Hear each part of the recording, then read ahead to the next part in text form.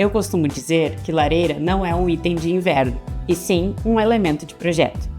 Quando a gente pensa o espaço com antecedência, tudo flui melhor. O layout, os acabamentos e até o desempenho térmico.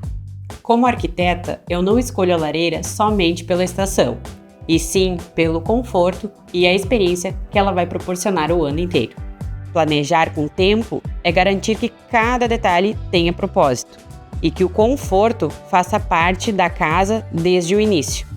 Porque uma boa arquitetura é assim, começa no traço e se revela nos momentos em que ela ajuda a criar.